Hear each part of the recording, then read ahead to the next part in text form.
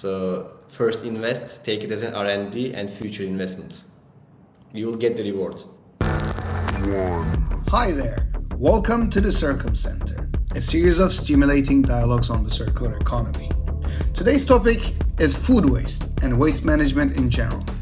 Food waste causes almost 10% of total global carbon emissions.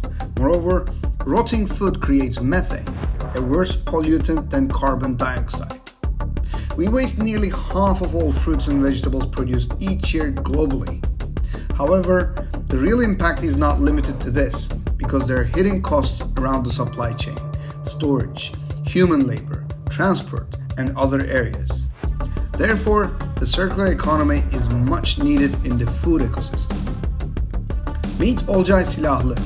Olcay is the co-founder and CEO of Fazla. Fazla is a startup that provides a holistic approach and tangible solutions for businesses to generate value from food surplus and other materials perceived as waste. As a result, Fazla has prevented more than 30,000 tons of food waste since 2016. We want to protect our environment, but we also need to do business. Is there a way to do both at the same time? Let's hear it from Olcay. Hi Olcay, welcome to the Circum Center. It's great to have you with us today. I'm very much looking forward to this conversation. We're going to start with the first circle, which is going to focus on your personal life and background. And I'm going to start with this question. When you think about your past, what was the most important event in your life that made you who you are today? I mean, lots of things. One key thing I can say, I studied in military high school and military academy for 7.5 years. That shaped my characteristics, I guess, dramatically. Willing to give things for the people, for the country. These values are all, I think, shaped in these years. When I decided to leave military academy, I was in the honor degree and I was expected to be one of the general staffs.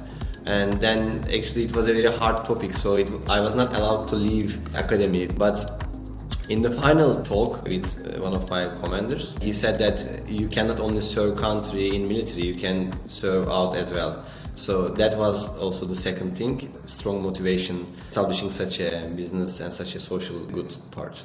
How far does the circular economy go in your personal life? Do you have any circularity tips for us to use in our day-to-day practices? I'm trying to establish a system-changing social enterprise, big-scale impact. I'm after this. But what I can say personally, you increase your impact, positive impact, by changing your habits. It just happens in time. I mean, it's in the very essence of my personal life, but without any activism. But if I can say you three things, first of all, I never use disposals. The second thing, in my home, in the kitchen, nothing is wasted. All the leftovers from a cooking period are also being used in another food as an ingredient. And in the third layer, in the office, when we order food, we make a very good planning according to the number of the people and even the amounts. If there is some leftovers and surplus, it's also being shared from the plates, etc., with the friends.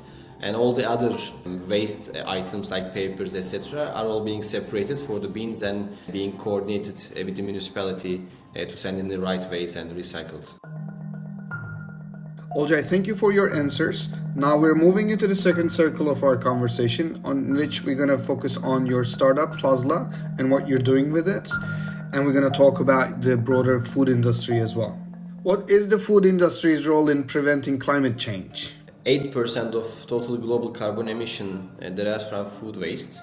And when you look at the food industry from farm to fork, the waste value is huge, especially in developing countries and underdeveloped countries.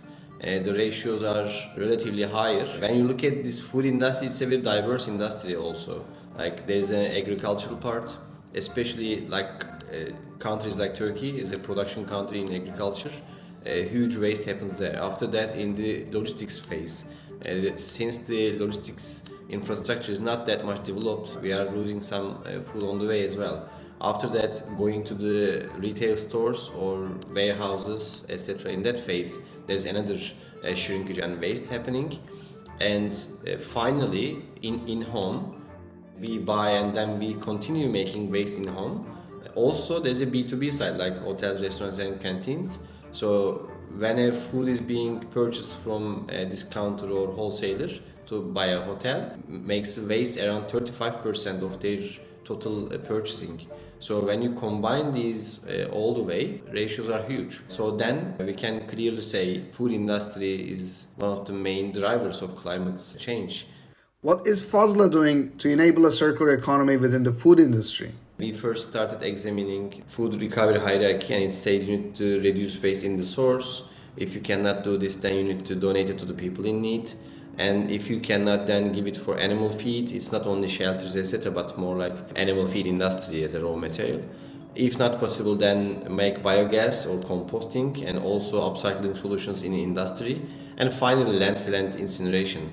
We provide a holistic approach, holistic solutions and ecosystem for our clients and partners to manage waste in the best way. Even I'm saying waste, but we are actually preventing waste in the source first. Then if there is unavoidable one, then we manage it according to food recovery hierarchy. We are first of all changing approach and way of working structures of big corporate companies. So they are decision makings, they are procedures, they are all the logistics processes. So we are eliminating all the carbon emission and also returning the utmost social, environmental and financial return out of this surplus. How does Turkey Circular Economy platform help and guide your business to embrace a circular economy? If we want to tackle such big problems globally and at country-wide, big supports in a campaign, awareness building, ecosystem building should be created by NGOs and the big corporations and maybe governments. So this is why actually first of all I really find this UN SDGs as one of the most successful campaigns globally. After that, following this circular economy platform in Turkey, it's the second step, increasing the awareness among the big corporate companies. So gathering all the decision makers in the big companies and explaining them what we can do for circularity, what should be the approach, what are the symbiosis opportunities. Even talking about this, gathering together with these companies is a big step, because otherwise companies like us should knock the door of all the big corporates one by one, explain them each time. But as a Turkish Circular Economy platform, if they do it at a big scale awareness campaign, then it is easier, of course, for everyone to go over this awareness. We had an opportunity and chance to make a partnership we were working with one of the biggest brewing companies in Turkey to make an upcycle project from the leftovers to create a bread. Made the first prototypes, created this bread out of the circular economy platform, also gave a budget to the company to further invest on the researches and lab studies, etc. And the volume potential is huge, like yearly around 100,000 tons of leftovers could turn into bread with that project. So making the first pilot projects and enabling this with the budget support and technical support together with us is really important. I think these availabilities and opportunities should be increased. What are the main challenges you are facing to enable a circular economy within the food industry?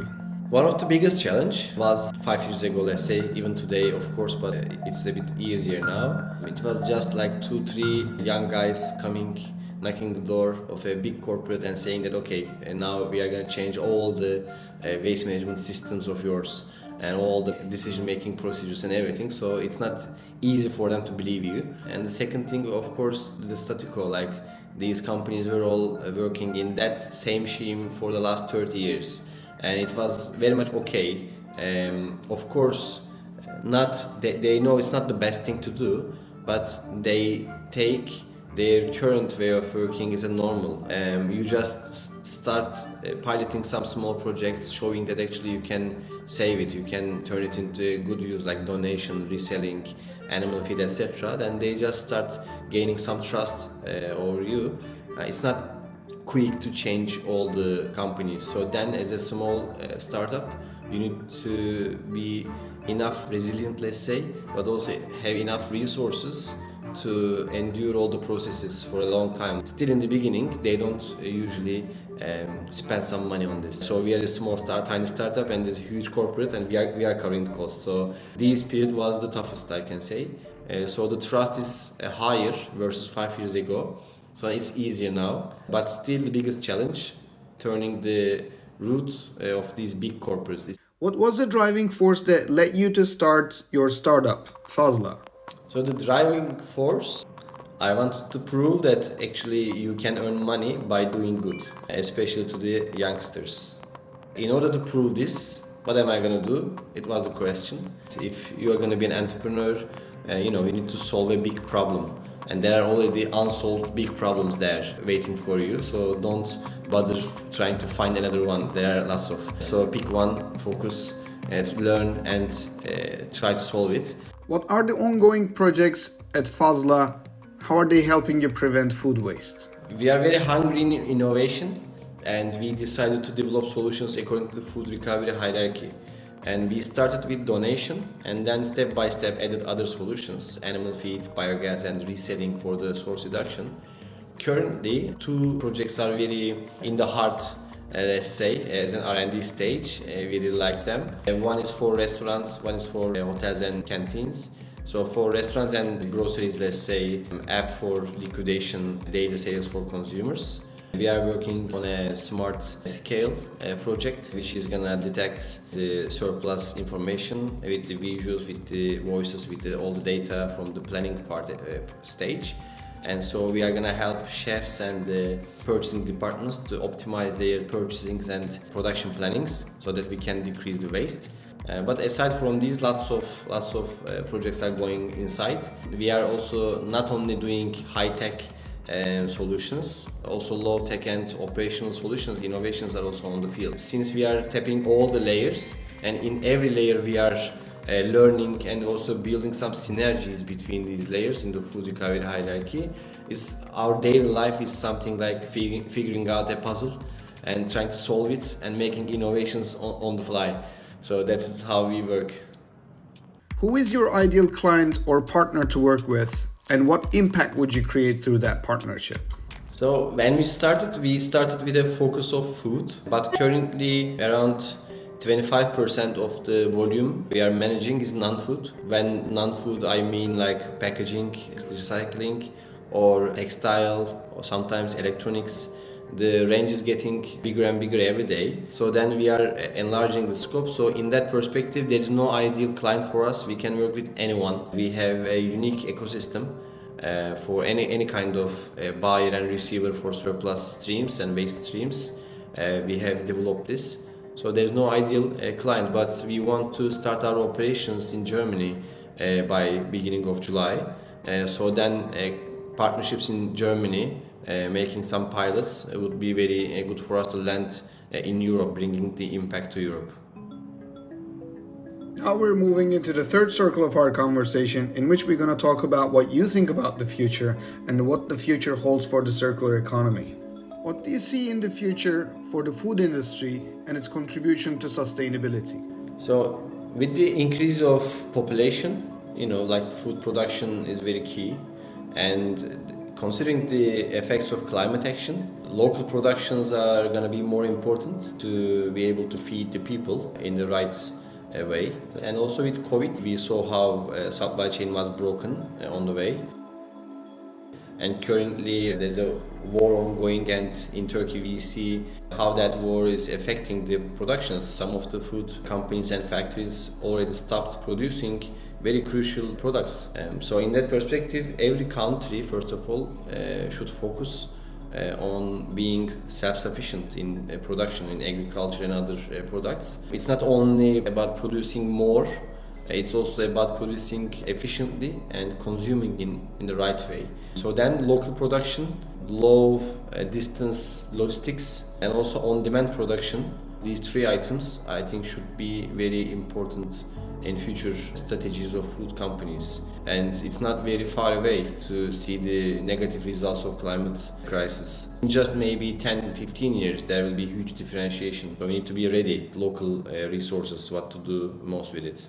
What needs to change in the food industry to create the most significant environmental impact for the future? We need to find natural ways to increase the lifespans of some of the food products. And second thing, of course, from the consumer parts, maybe even at awareness programs should be there to change the dietary routines of the people, the choices of the people. Like in Turkey, we are also seeing a huge effect of unplanned production in agriculture, which is being ended up in waste. Just as a popularity, like okay, this year this type of lemon is a hype, and then all the producers are producing lemons, and then at the end of the season we see that they're all swimming in the rivers. So that's a pathetic problem.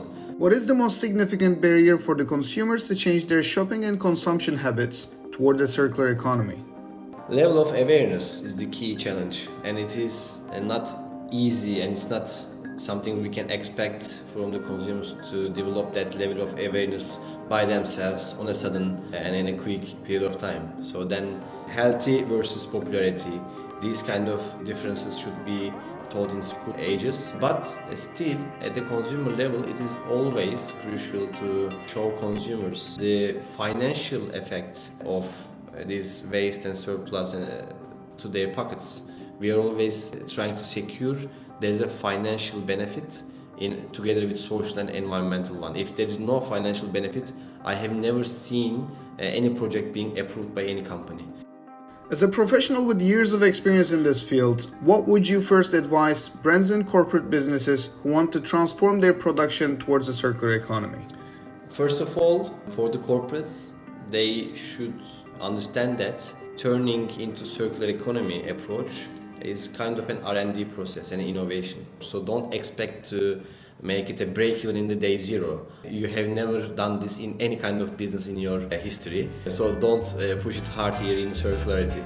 So first invest, take it as an R&D and future investment. You will get the reward. Thank you for watching. We hope this conversation inspired you to start your circularity journey today. So please subscribe to our YouTube channel and hit the bell button not to miss the future dialogues with passionate leaders in the circular economy. If you enjoyed this conversation, you could listen to the whole interview on Spotify or Apple Podcasts from the link below. See you at the next Circum Center episode, discovering the center of your decisions.